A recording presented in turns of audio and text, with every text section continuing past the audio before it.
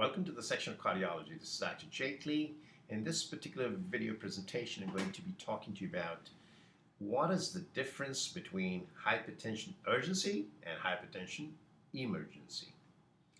Well, they're not synonyms, definitely. Hypertension urgency and hypertension emergency can have the similarly raised or elevated blood pressure ranges.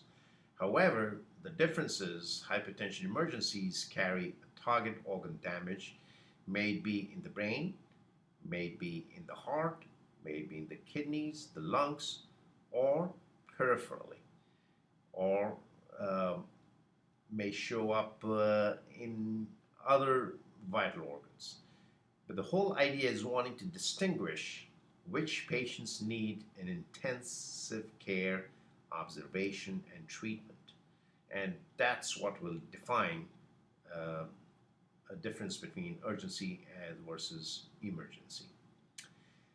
The commonest cause, however, is non-compliance even today, because patients either they forget to take the medications or they are not controlled well on the present dosage of medication. They forgot to have themselves brought to the doctor's office for a review of their blood pressure while it's being controlled, etc., etc.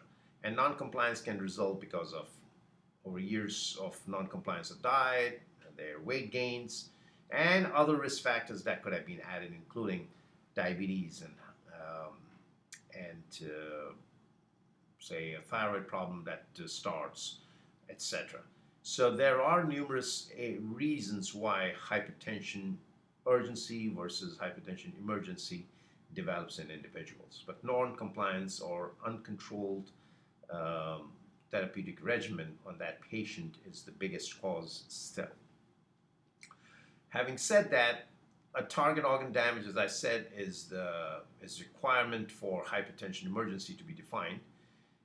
Now, it's worthy of mention here at this point that a sudden drop while controlling either of those two conditions, whether it's in the emergency room or at a doctor's clinic, a sudden drop while controlling either of the two can precipitate a sudden hypoxic event, and that should be made a note of. The commonest target organ damage one can think of is the brain, as I've shown here in the right side panel, where you could have a sudden either thrombosis, an embolic phenomenon called a thromboembolic phenomenon, or even an intracerebral bleed can occur, resulting into a stroke. The commonest presentation, obviously, is hypertension encephalopathy, where a huge surge of cerebral blood flow because of the increased pressure can result into confusional states and decreased cognition, etc., etc. Now, all drugs which can be given orally, like the ACE inhibitors, the ARBs, the diuretics, the beta blockers, the calcium channel blockers, and the alpha blockers, are excellent choices for hypertension urgency. Now, if you know, the ACE and ARBs, they are in general afterload reducers, so they will work on the vasodilatation of this artery. Here's an arterial bed, so they will tend to work on anti-renin system and anti-aldosterone system, so there is a volume reduction. Plus, there is also renin is one of the most powerful vasoconstrictors. I call it on Earth, and therefore that is being antagonized, or in other words, so nullified. So as a result of ACE and ARB, one can actually reduce the vasoconstriction that exists in many of these patients who have hypertension urgency and emergency, either because of lack of meds or for whatever reasons their pressures have gone up. I would tend to avoid use nifedipine, clonidine, and verapamil. One, simply because they're notorious in precipitously dropping the blood pressure rather quick. They're very strong antihypertensive agents, especially nifedipine if used sublingually, but I would tend not to use it at all. Clonidine, again, has a rebound phenomenon, so that should still be avoided because it may be good enough to control the pressure, but then what are we going to do when we have other great choices to choose from? Clonidine is certainly not even a drug to really control the pressure in these settings. And verapamil can precipitously drop the pressure, also drop the heart rate, and it's a negatively inotropic agent, so the heart can actually dilate. So it's not a good drug at all. We have other better choices. Now, for hypertension emergency, the certain drugs that somebody wants to prescribe, because obviously this patient needs to be hospitalized via the emergency room and then moved up to the intensive care unit, where the target organ damage, while it's being monitored, patient's blood pressure is being controlled very, very cautiously.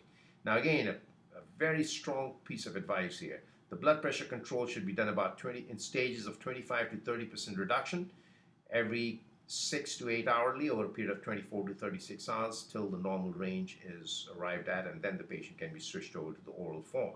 But until then, IV nitroprusside, IV nitrates, IV esmolol, they can be used in combination or standing alone drug. Carvedilol and labetalol, these are great beta blockers as well as alpha beta blocker combinations. And then IV diuretics to reduce the volume.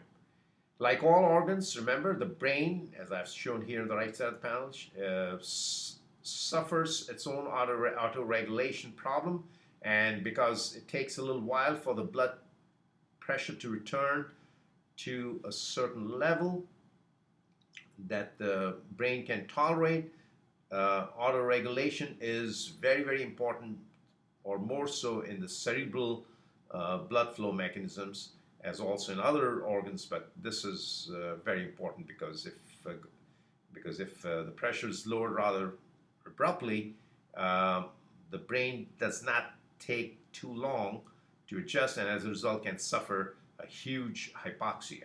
So autoregulation is required over a period of time, so that the brain tends to readjust over several hours as the pressure is being reduced and the flow is well maintained, and this way the patient does not suffer a cerebral hypoxic event.